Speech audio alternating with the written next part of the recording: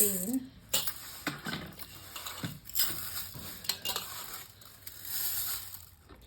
4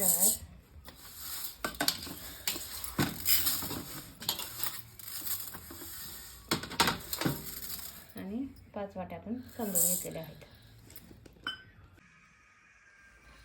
आता 5 वाट्या आपण तांदूळ घेतले तर 2.5 वाट्या आपण डाळ घेणार आहोत.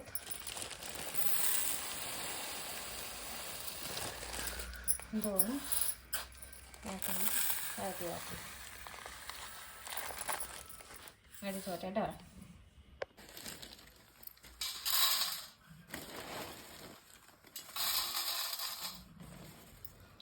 त्यामध्ये आपण 1 वाटी पोहे घालणार आहोत.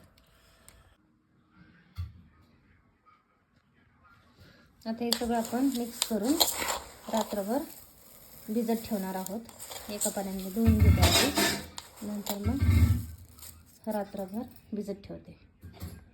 रात्रभर भिजत ठेवले की आपण सगळं रात्रभर भिजत ठेवलं होतं त्या असं आता फुगून वरती आलेलं आहे. तर आता आपण हे थोडं थोडं घेऊन सगळं मिक्सरला बारीक करणार आहोत.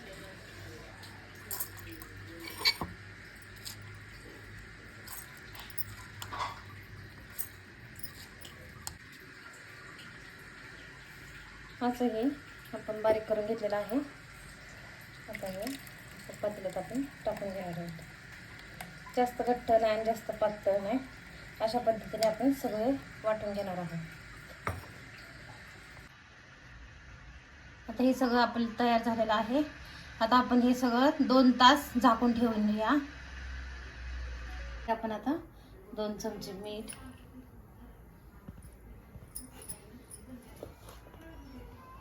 आणि 1 चमचा बेकिंग पावडर घालणार आहोत.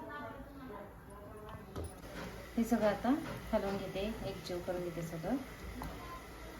हे सगळं हलवून एकजीव करून नंतर आपण तेल लावलेल्या प्लेटमध्ये एक भांडा असं भरून घेऊन इडलीच्या कुकरला लावणार आहोत. मस्त आता जाळीदार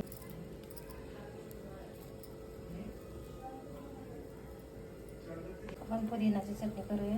त्यासाठी पुदिना, कोथिंबीर आणि मिरच्या पण घेतलेल्या आहेत. तर मी सगळं बारीक करून मिक्सरला वाटून घेते आणि 1 वाटी खोबऱ्याचा कीस घेतलेला आहे. आता या मिरच्या आणि खोबरं हे दोन्ही आधी मिक्सरला वाटून घेऊया. मिरच्या आणि खोबरं आपण वाटून घेतलेलं आहे. आता त्यात आपण कोथिंबीर आणि पुदिना थोडं थोडं करून सगळं घालून घेणार आहोत आणि हे मिक्सरला वाटून घेणार आहोत. झाली आपली पुदिन्याची चटणी तयार. मस्त छान झालेली चटणी.